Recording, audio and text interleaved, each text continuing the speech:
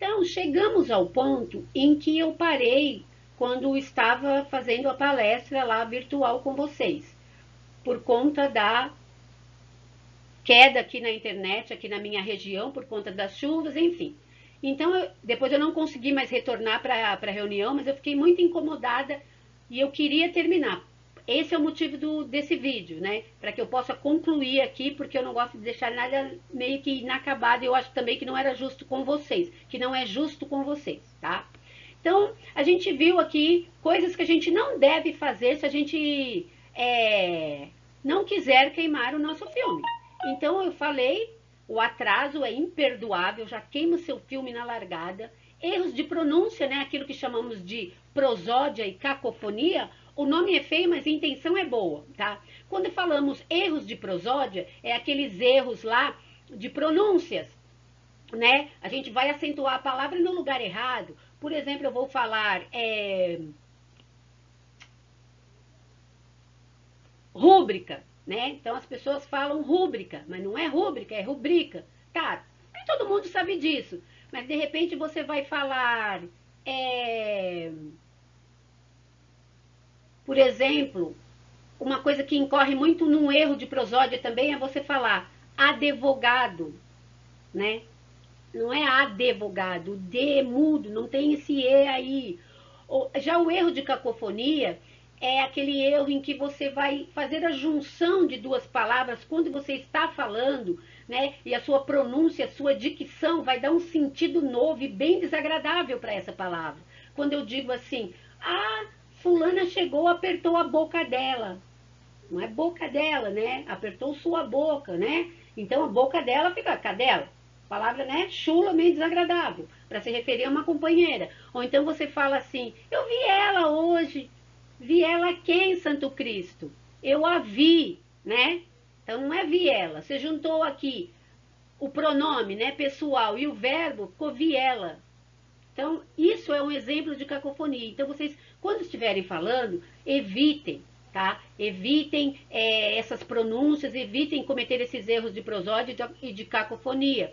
Por isso que é interessante que vocês sempre falem, né, com calma, pausadamente, porque às vezes a gente fala uma palavra rapidamente e causa aí esses erros, incorre nesses erros, ok? Outra coisa, assim, que queima o seu filme demais, erros ortográficos, né? De repente vai ali fazer uma ficha já de inscrição, ou até mesmo quando envia o seu currículo, ou até mesmo numa dinâmica. Aí você vai ali escrever um texto, fazer uma redação, fazer uma prova, um teste de português, e você já comete ali de cara erros de ortografia, assim, imperdoáveis.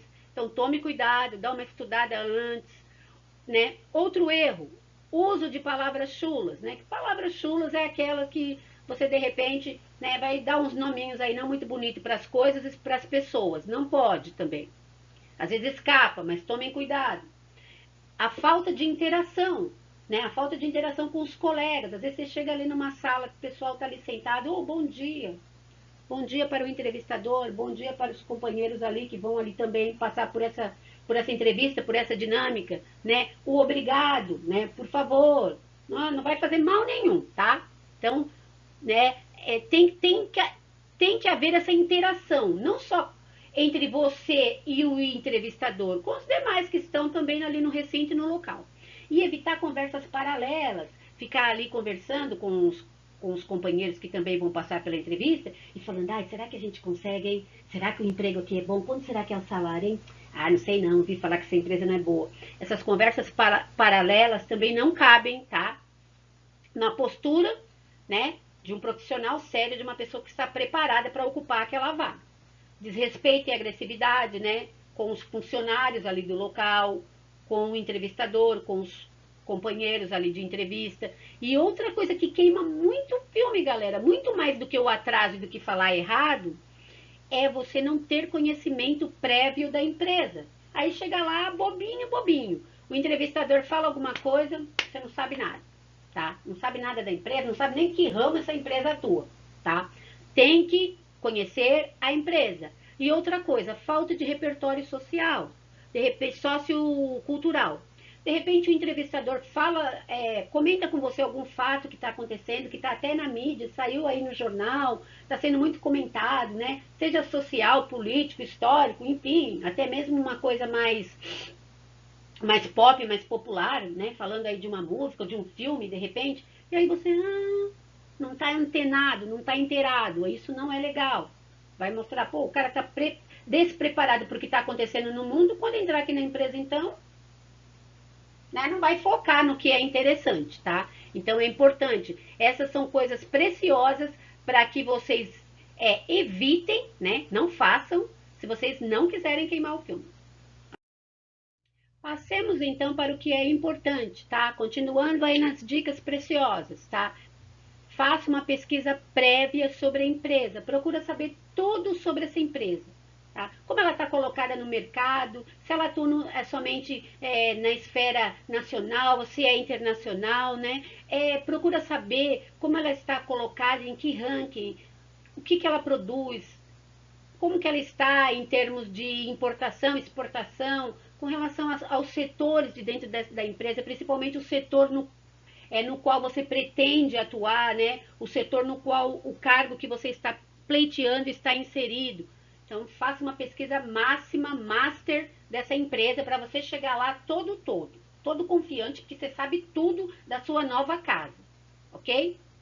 E fale devagar, né? Isso a gente já veio falando ao longo da palestra, para não incorrer em erro ali de cacofonia, de prosódia, ou para não parecer um louquinho, né? Então, fale para aparecer ali, para não transparecer que você está ali desesperado ou muito nervoso. Fale pausadamente, calmamente, a voz, né, em tom baixo, ok? Não tenha medo de perguntar. Sempre perguntam, poxa, mas é errado a gente perguntar de salário? Haverá um momento propício para isso. Na maioria das entrevistas. Quando não há, geralmente quando você envia o seu currículo, algumas empresas já pedem que você exponha ali, que você explicite qual é a sua pretensão salarial. Então, basicamente, o entrevistador já sabe ali se o que você quer ganhar é compatível com o que eles estão oferecendo. E se você foi convocado, ou se você chegou até essa entrevista, então é porque acho que está tudo bem aí nesse quesito. Mas se ainda assim você tiver muita curiosidade, você pode sim perguntar, mas de uma forma, né, elegante. E procure um momento propício. De repente o entrevistador te parabeniza que você foi bem numa etapa, que você vai ser convocado para outra etapa, e você toca no assunto, né? Se o salário está compatível com o salário que está sendo, né, pago no mercado, né, para as pessoas que atuam nesse cargo ao qual você está pleiteando, você joga essa, que não fica feio. Falam, o salário aqui, né, que a empresa está oferecendo, ou os benefícios, está compatível com o salário, né, do mercado, para essa área no mercado? Então aí você já faz essa pergunta, mas não fica naquela coisa de ganância, eu quero saber quanto eu vou ganhar, entendeu?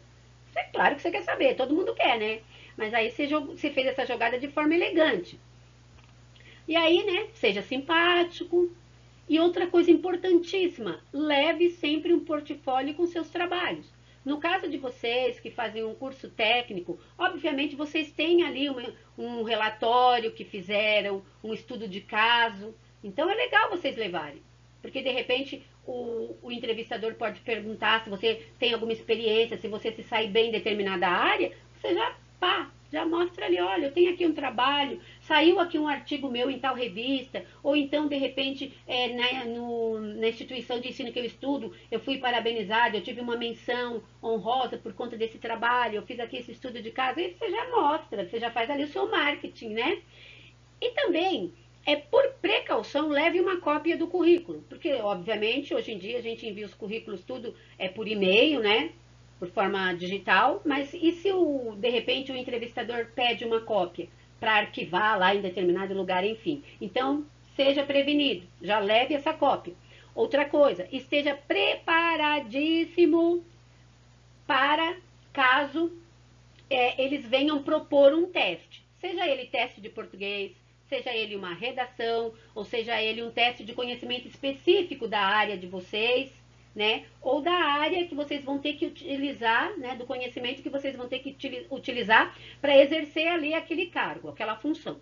E outra coisa importantíssima, deixar o celular desligado, tá? Não tem essa de ficar tirando selfie, não tem essa de ficar olhando as mensagens com rabo de olho. Ou tampouco você está ali conversando e o celular tocando, fazendo aquele sonzinho irritante. Não. Então, entrou dentro da empresa, mesmo que ainda não começou a sua entrevista, desligue o celular.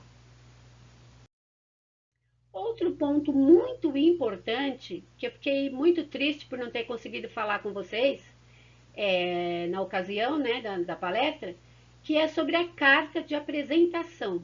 Essa carta de apresentação, existem algumas empresas que pedem para que ela esteja anexada, né, ali já ao currículo, né, enviada ali virtualmente também, ou no caso de você levar até a empresa, que você já leve essa carta redigida, essa carta pronta. Mas existem empresas que pedem para você escrever essa carta na hora, justamente para poder avaliar, né, ali o seu nível, né, de conhecimentos de língua portuguesa, como que é a ortografia, como que é a coerência, a coesão, sabe construir bem as frases, os parágrafos. Então é importante que além de saber, né, que vocês vão ser testados ali também nos conhecimentos gramaticais, é interessante que vocês saibam como estruturar essa carta de apresentação.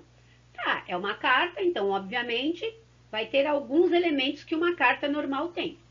No primeiro parágrafo, você vai colocar o destinatário. É óbvio, você não vai colocar num envelope. Então, lá em cima, tá? No canto direito, né? No canto esquerdo, desculpe, você vai colocar o destinatário. Tipo, a empresa tal, aos cuidados de. De repente, você vai mandar para alguém encarregado do RH, ou até mesmo para o entrevistador, enfim. Se você não tiver ali, se você não souber, não precisa colocar os cuidados, mas o nome da empresa tem sempre que constar, tá? Logo no início dessa carta. E aí você faz ali um cumprimento, que a gente chama de abertura, né? Prezado, né? O prezado é o que mais cabe aqui, não vai pôr excelentíssimo, estimado, caro, não. Prezado. Prezado senhor fulana de tal. Prezado entrevistador. Prezado diretor de RH. Enfim, se você souber o nome da pessoa, coloque o nome da pessoa.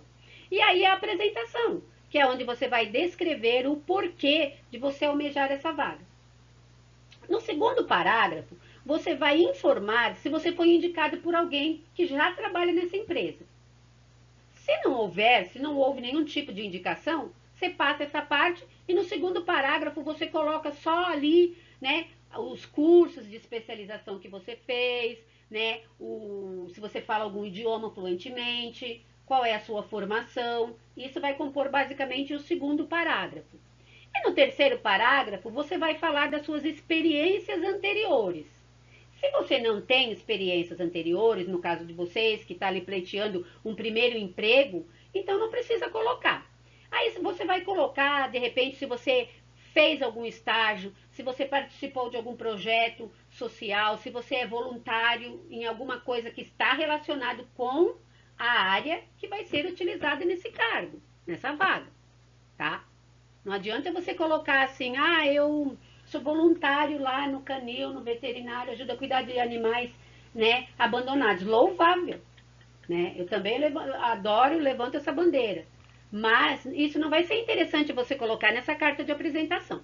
A não ser que você queira depois falar um pouco sobre os seus hobbies, né? Sobre o que você gosta de fazer de uma forma mais informal. Mas nesse terceiro parágrafo, que é específico para que se coloque experiências. No caso de vocês, se não houver nenhuma experiência anterior, porque nunca trabalhou, manda pau aí se tiver alguma coisa. Olha, eu sou voluntário, de repente eu sou técnico em conservação de alimentos, né?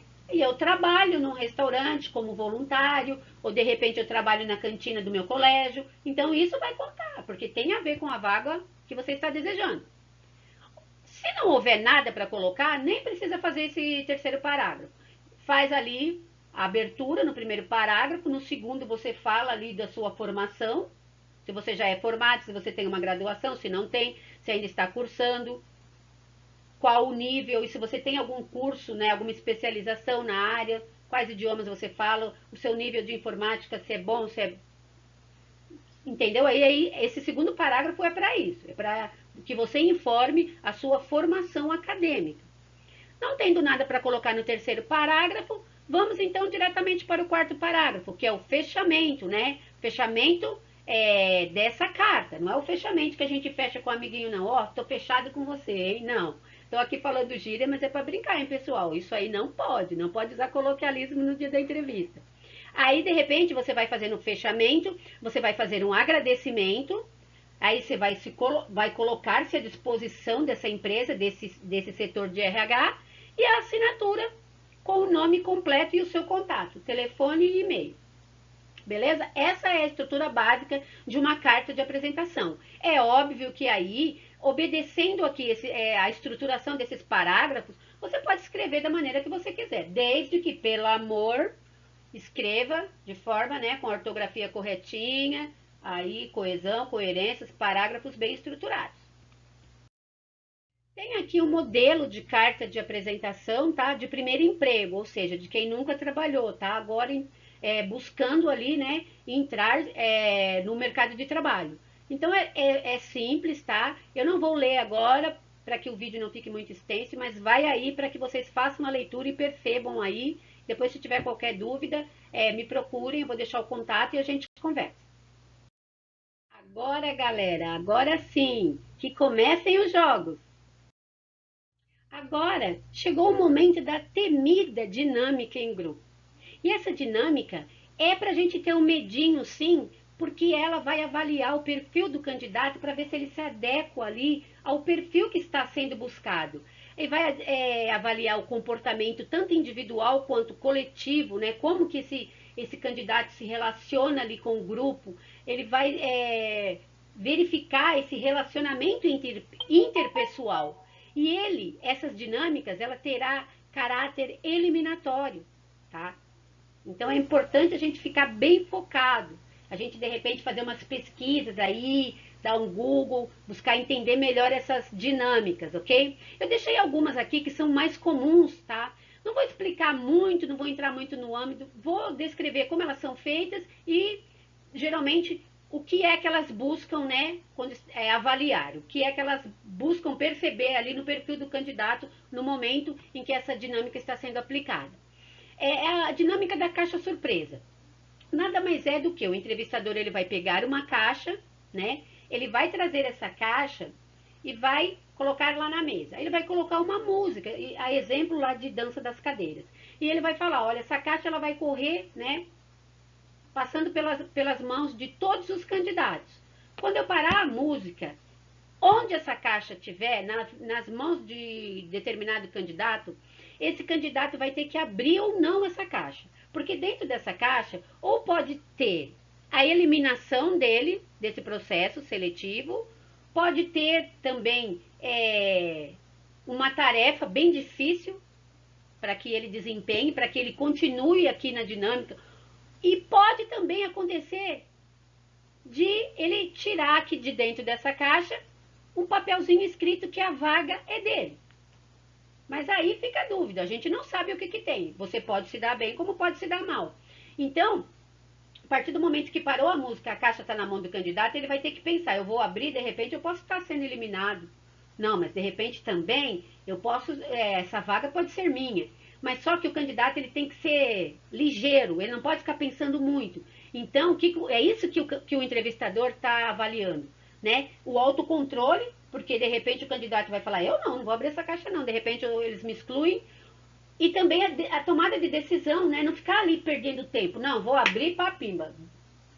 É isso que vai estar sendo avaliado, tá? O autocontrole e a tomada de decisão sob pressão. A dinâmica da apresentação é essa que todo mundo gosta, né? Porque o nosso ego gosta, é aquela em que o entrevistador vai falar, fale um pouco sobre você, mas aí não vai estar só você e ele, você vai estar ali no grupo, né? Então há uma tendência do ser humano já querer dar uma crescidinha, né? Aí começa a falar, porque eu sou isso, porque eu sou aquilo. Não, tá? Ele quer avaliar se você é objetivo. Olha, eu sou uma pessoa, tá.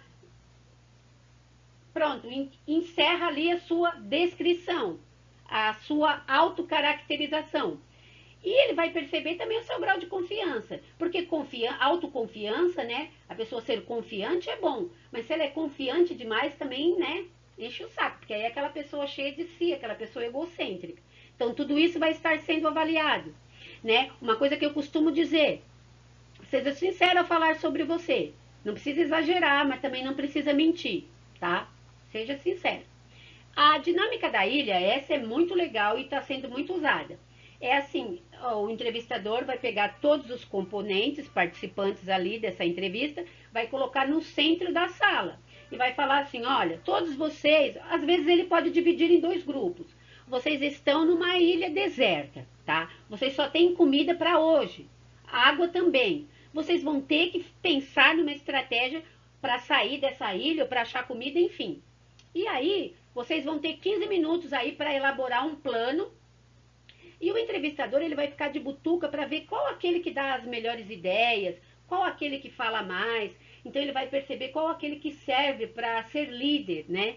E se as ideias que ele propõe se são coerentes, se vai resolver o problema de fato ou se é só alucinações, né? Da cabeça dessa pessoa, tá? Então ele vai avaliar aqui se a pessoa tem o perfil de liderança e se ela é ligeira para resolver problemas. E depois a dinâmica do balão, que essa é a que pega todo mundo. O entrevistador vai dar bexigas, né, para determinados grupos, vai dividir a sala em um número menores de pessoas, tipo 3 pessoas, 4, cada uma vai receber um balão, cada uma não, cada grupo. E ele vai falar assim, e vai dar uns palitos também para todos os participantes, não só para um do grupo, para todos. Ele vai falar assim: olha, vocês vão correr pela sala protegendo o balão de vocês.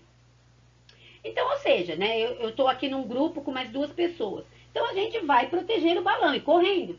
Só que ele, em nenhum momento, ele fala que é pra gente pegar aquele palitinho e, pã, estourar o balão do outro.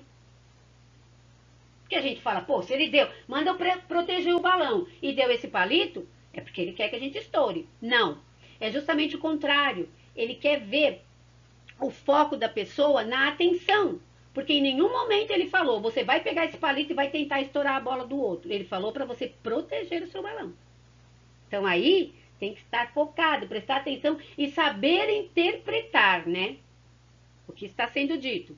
E ele vai também avaliar o grau de competitividade, né? Porque também competitividade demais não é boa. Porque é aquela história de puxar o tapete do amiguinho, do coleguinha. Então ele vai perceber, porque de repente ele não falou para ninguém furar o balão do outro e tem um infelizinho lá com o palitinho tentando furar o balão do grupo que está ali perto dele. Então ele vai avaliar isso também e vai avaliar a tomada de decisão, né? De ficar, pô, ele falou, a gente vai tentar furar o balão do amigo ou não? Então essas são as questões que são trabalhadas. Existem outras dinâmicas em grupo aí, mas eu achei mais interessante falar um pouco dessas com vocês.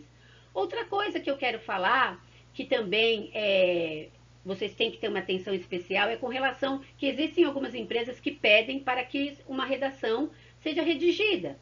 E é aí que está. Vocês têm que prestar atenção nessa estrutura. Obviamente, você tem que prestar atenção no tipo que está sendo solicitado, no gênero. De repente ele pede para você escrever uma carta, ou ele pede para você fazer um relato. Você vai ter que inferir isso daquilo que foi solicitado. De repente ele pede assim, fale um pouco sobre você, sobre a tua trajetória. É óbvio, você vai narrar, você vai fazer uma descrição, mas você vai narrar também. Mas é importante que você saiba que ainda que você esteja fazendo uma narrativa, uma descrição, ainda que você esteja fazendo uma dissertação argumentativa ou expositiva, você tem que ter em mente aquela estruturação, aquela tríade. Introdução, desenvolvimento, conclusão.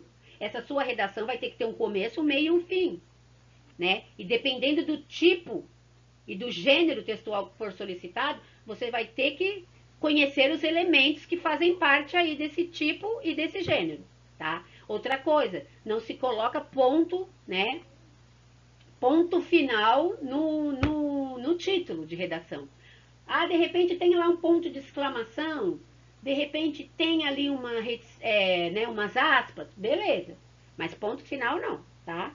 E outra coisa, cuidado, né, com a coerência, com a coesão, cuidado com a gramática, com a construção dessas frases. E pode também haver ou um teste específico na área técnica de vocês, ali fazendo algumas perguntas, ou propondo ali um estudo de caso, ele vai ali colocar uma situação cotidiana da empresa, que faz parte do profissional, né, para esse cargo que está sendo aí buscado, e você vai ter que dar uma solução para esse problema, pautado, né, na sua rotina ali profissional, exercendo essa função.